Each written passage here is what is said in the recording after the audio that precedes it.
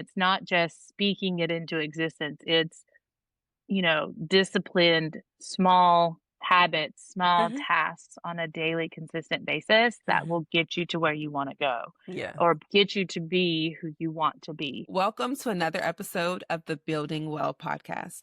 I'm your host, Amanda Mago, founder of Ahadi Creations, providing brand and website design and business consulting for female founders. This podcast is full of candid conversations with female entrepreneurs with the aim of sharing insights from their journeys while encouraging you to stay on yours. Let's dive in.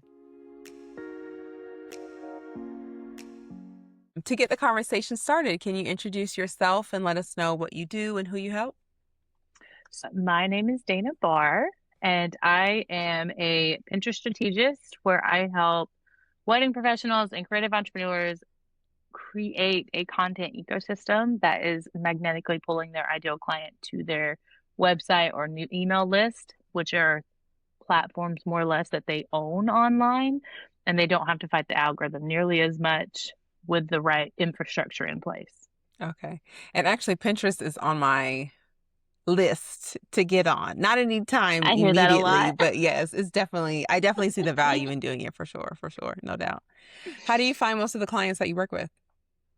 A lot of my clients come from cold outreach, honestly, Okay. or referrals. Like I am not the person who's afraid to just say, "Hey, how are things working in your business?" Mm-hmm. Or, "Hey, what are you doing right now?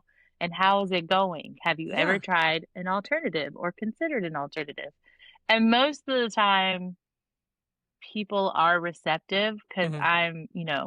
I'm always start with a resource instead of a, hey, you should pay me XYZ amount of money. I'm like, here's a resource that I think would benefit your industry. And if you would like to talk about it, let's talk about it. But I've really been leaning into opening my mouth more, which Absolutely. I Good don't for you. like Okay, public okay. speaking. We'll talk about that. It is not my favorite, but being Okay. in the Pinterest niche, Hmm. not a lot of people think of it from a business perspective, or Yeah. it's always on their list and they never Uh-huh. get started. True. So I've started just being that friendly person, like, this is worth trying. This is a thing. Hmm. It will help you with your overwhelm and more balance because it runs Yep. longer Yes. than social media Right. and it works off of content you've already made as opposed to feeling like you have to create new content. And that's usually what perks people up anyway is, oh, I don't have to make something new. Great. Absolutely, absolutely. So I like that you're doing more DMs. I've done a few. I'm not a huge DMer, but I'm starting to add it more to my regular routine.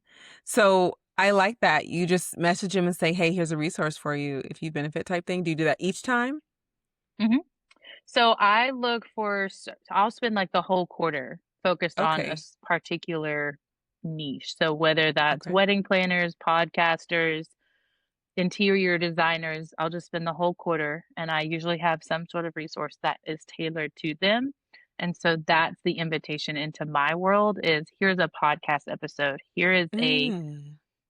guide or, something that can Hmm. turn like using interior designers as an example, like they get these galleries and you get hundreds of images from flipping a house. Well, what can you do with them besides just putting them on your website?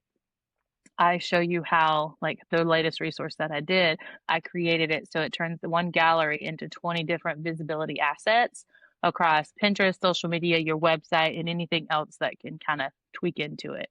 And that's Mm. usually how I start conversations. Are you doing any of these 20? Yes.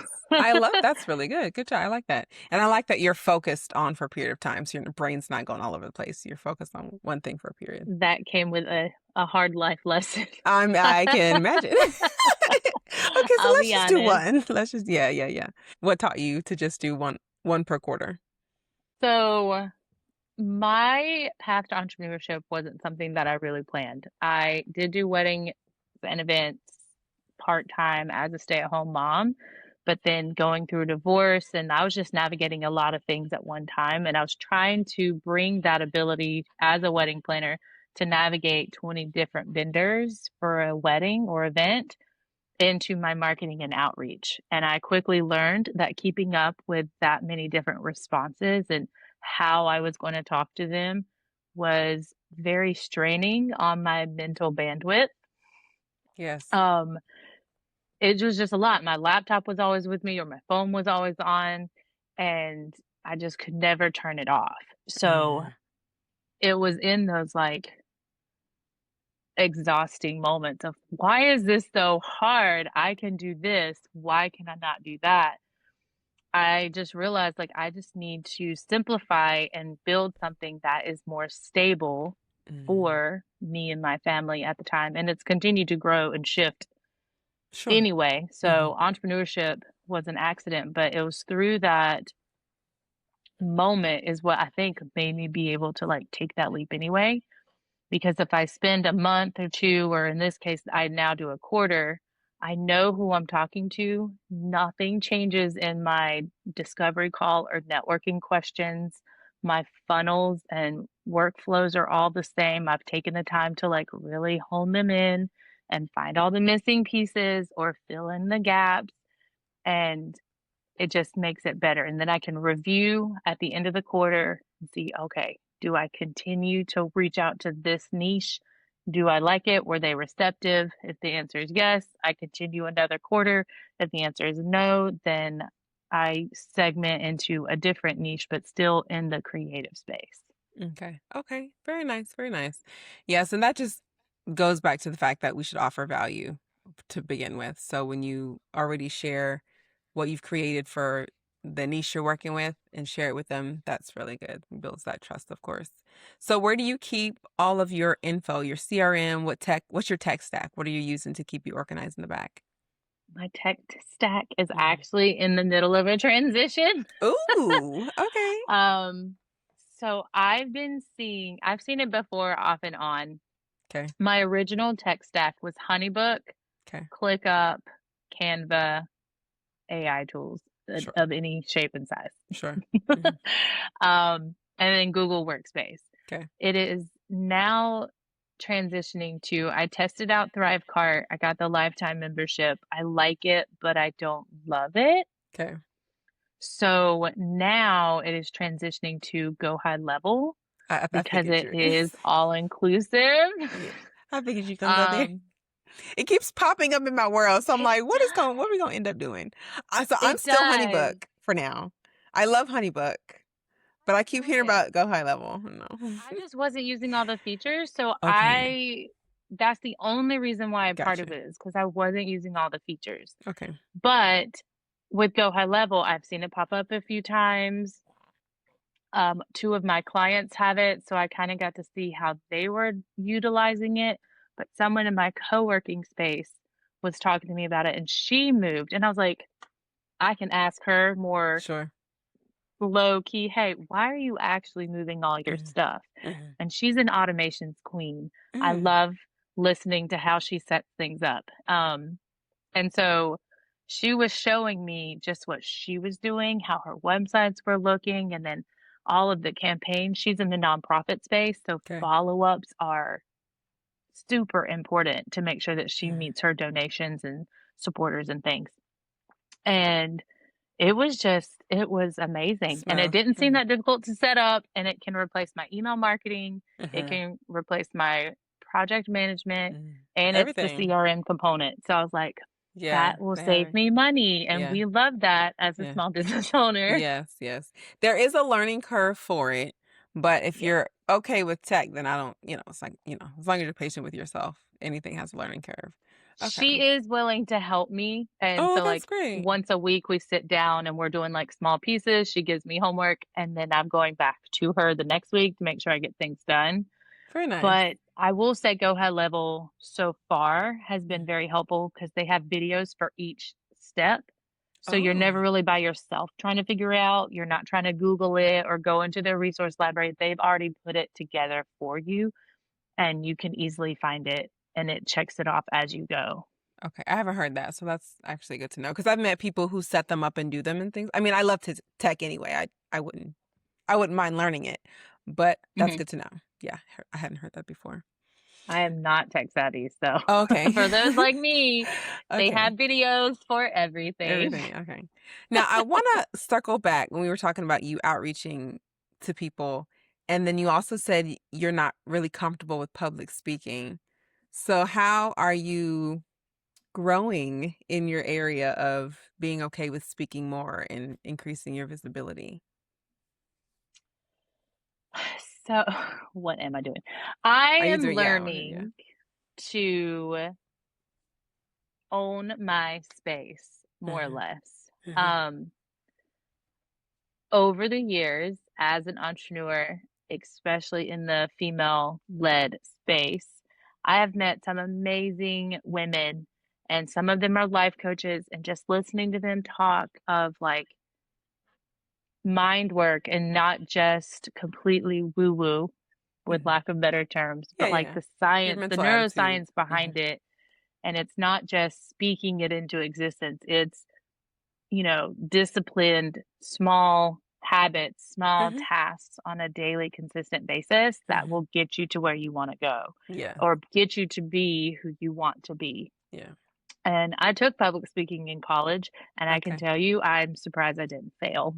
Okay. That That's means how it's in bad it you. was. It is in you. But I knew I kept trying to fight it, but I knew like Mm, this is how I'm going to grow my business.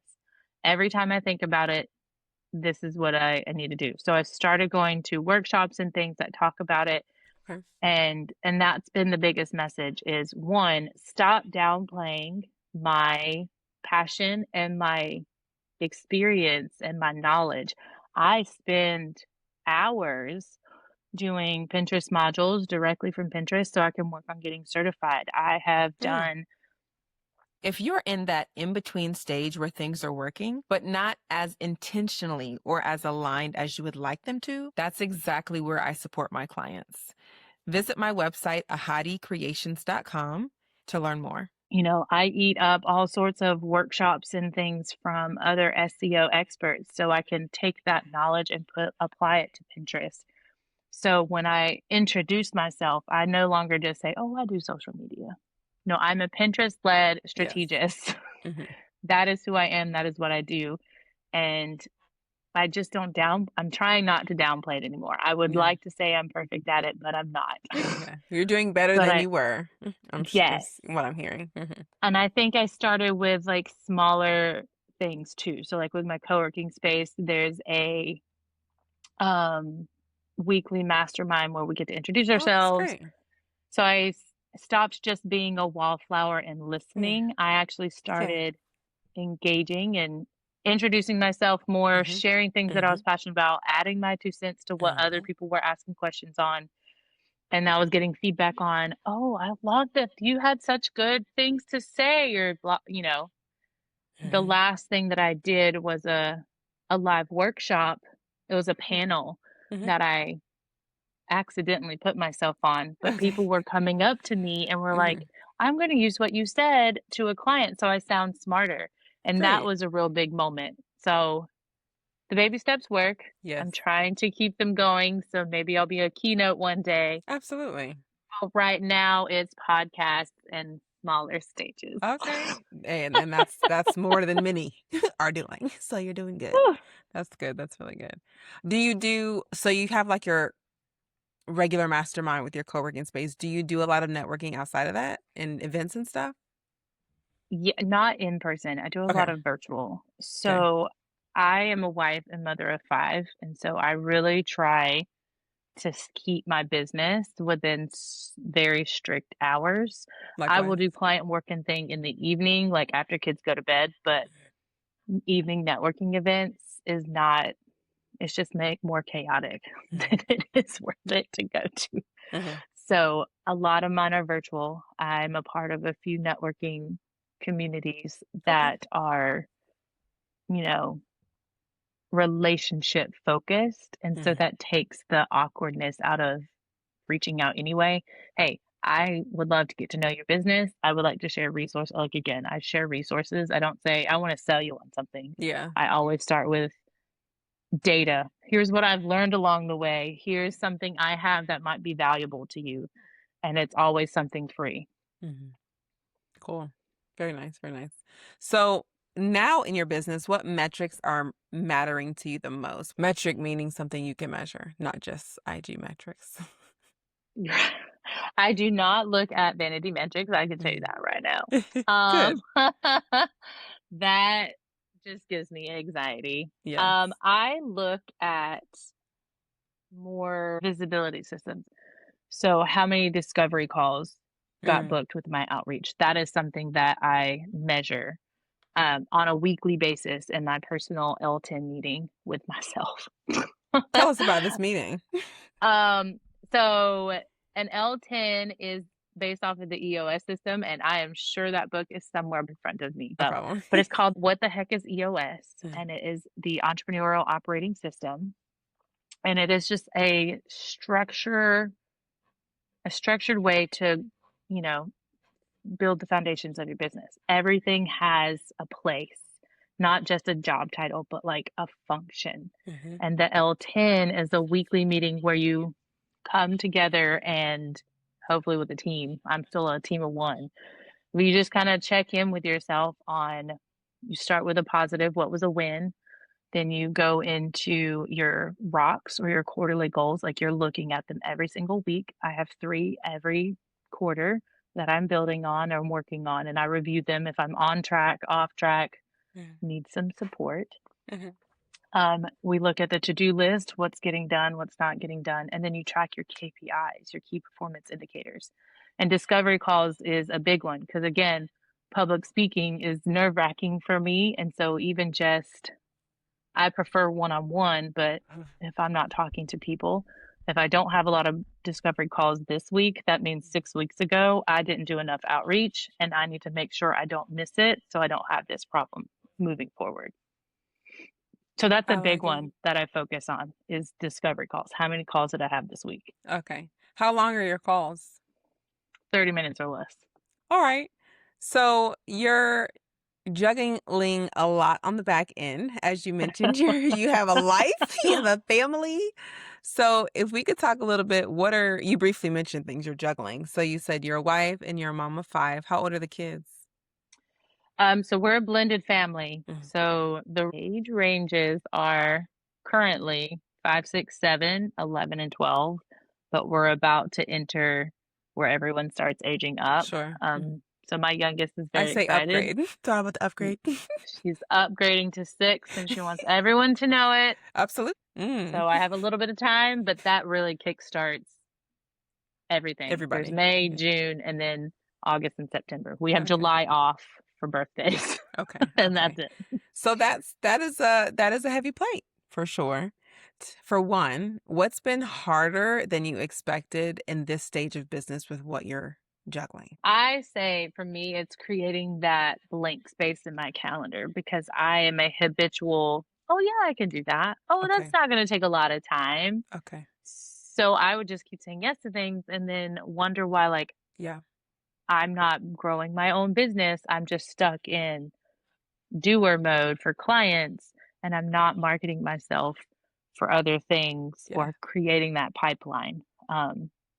That's probably the hardest is learning to say no to everything and only yes to the things that allow me to be present the Mhm. way that I want to be Mhm. as a wife, mom, and business owner.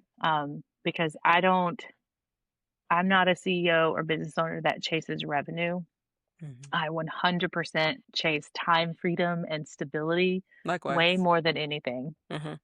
Feel like the revenue will follow as long Mhm. as I, create the systems Mhm. and infrastructure that allow me. My kids play sports. My daughter Mhm. does dance.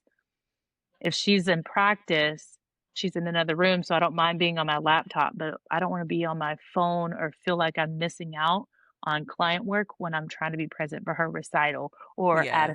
their soccer games or whatever else it Yeah. is. Mhm. So that's really important to me. Yes, absolutely. And then, like, I'm sure for you, because as for me, when you're a mother, and then when there's more kids and more kids, your definition of success will shift. Have you Oh, noticed absolutely. how has it shifted for you? Success for me, 100% looks different than when I even first started. Because when I first started, it was meant to be just side hustle, side money, grow my savings, do my little my take home pay because it was all on me. Now it's kind of grown into something more sustainable for me and my kids because now they are all in school Mm. and I have that structured time in between. So I get there success one day. looks like I can get all my stuff done Yeah, in before my, they come. Sure. 5-hour window and Mm. then be able to put it away and spend quality time with them or quality time with my husband. And that would be what success is right now.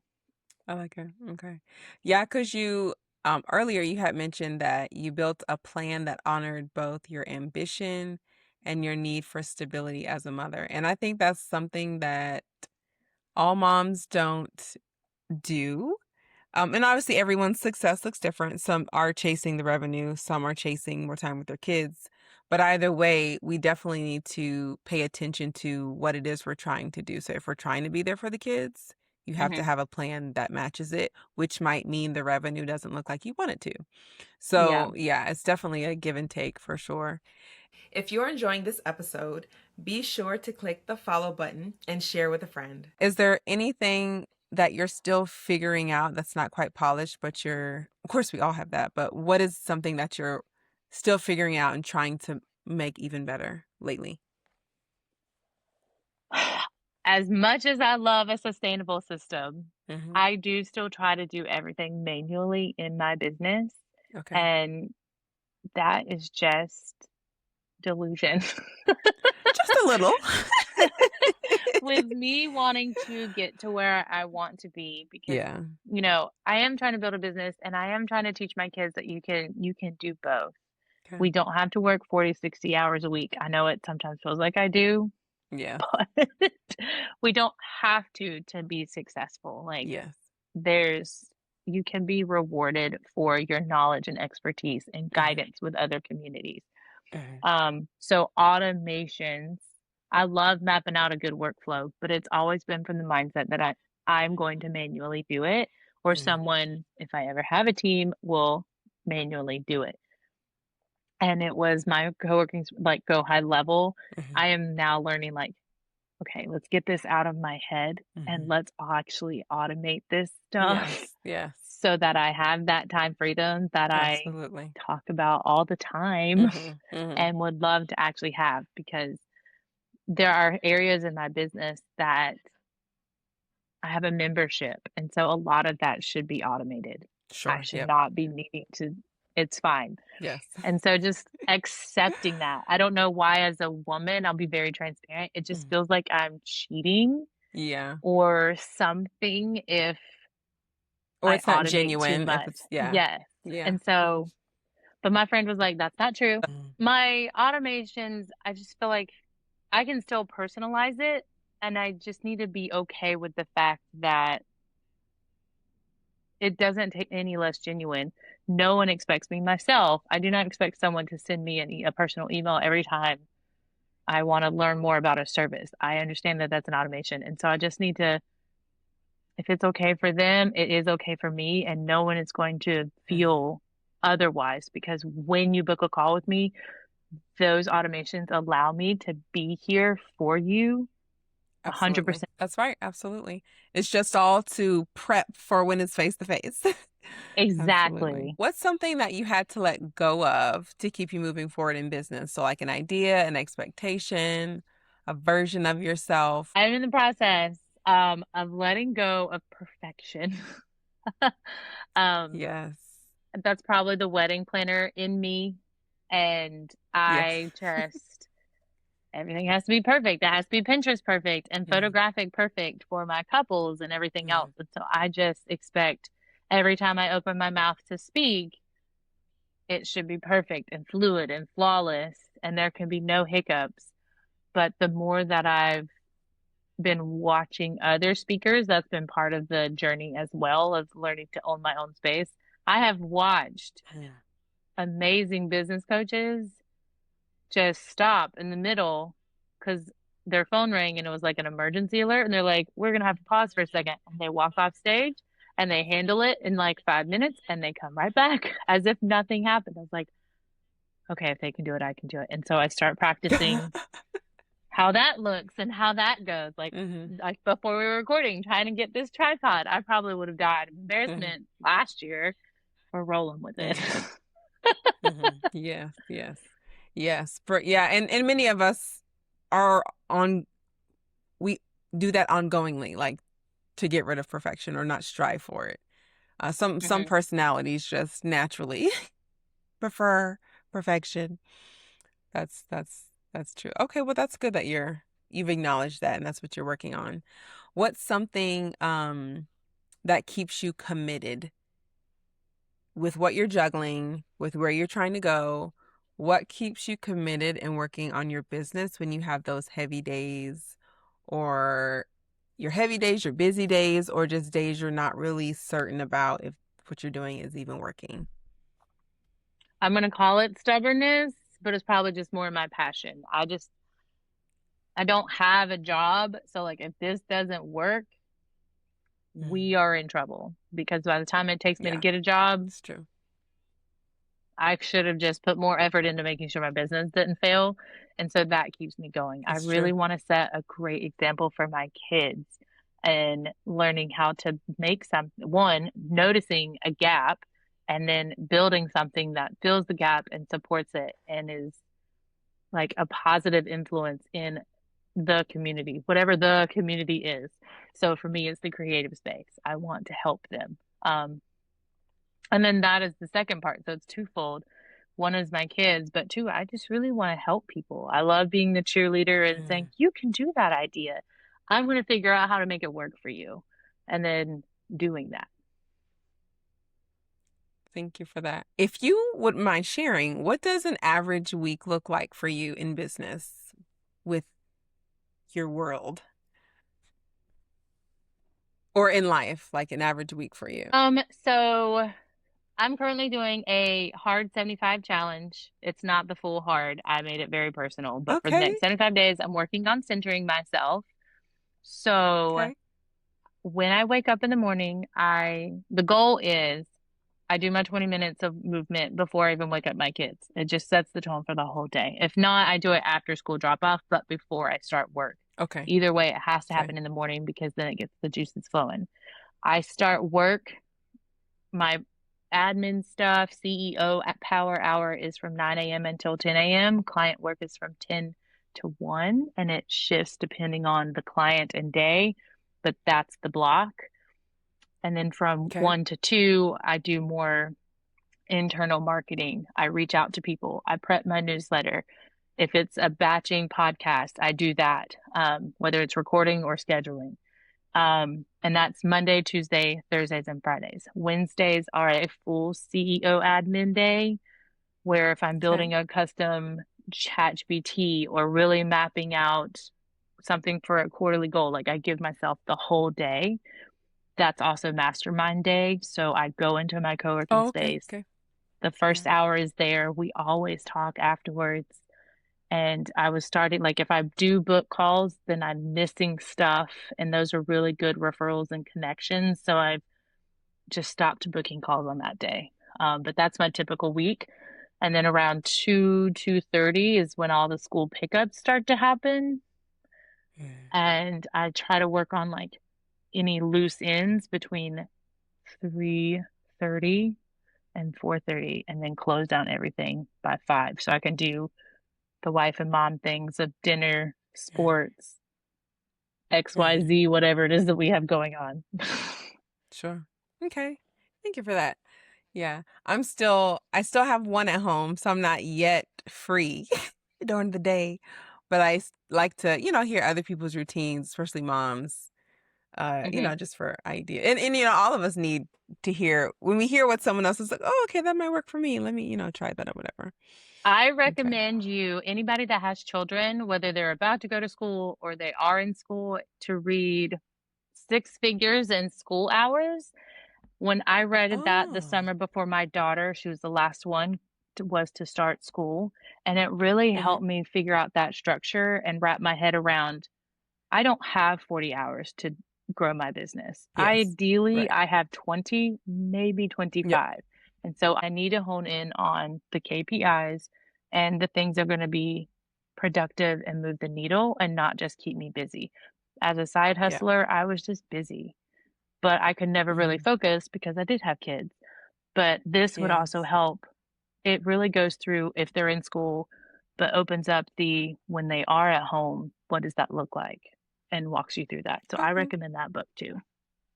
Thank you for sharing. I've never heard of it. I will definitely, I'm sure, as well as people listening, will check that book out for sure. And if I find it, I'll link it in the show notes too, for everyone I as can send you a well. link. Okay. Okay. But thank you so much for everything that you've shared. For those that are listening, how can they stay connected with you, learn about what you do, maybe get some of your resources? So my website is ddvirtualmanagement.com. All of my resources and the podcast are listed there. So that's probably the easiest way to find everything in one nice location. But you can also connect with me on Instagram at danas.desk.nc. All right. Thank you so much for your time. Thank you so much for tuning in to today's episode. The links to connect with today's guest can be found in the show notes, as well as all the links that were mentioned and any resources that would benefit you from today's episode. Check out the show notes that you'll find linked below this episode. You can also visit ahadicreations.com, AHADI creations.com/podcast for the show notes as well. If anything resonated with you today, leave a review. Let us know what your takeaways were. What are you going to implement?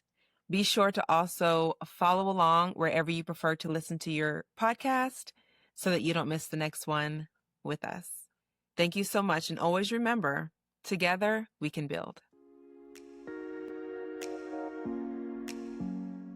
That's probably the hardest is learning to say no to everything and only yes to the things that allow me to be present the Hmm. way that I want to be Hmm. as a wife, mom, and business owner.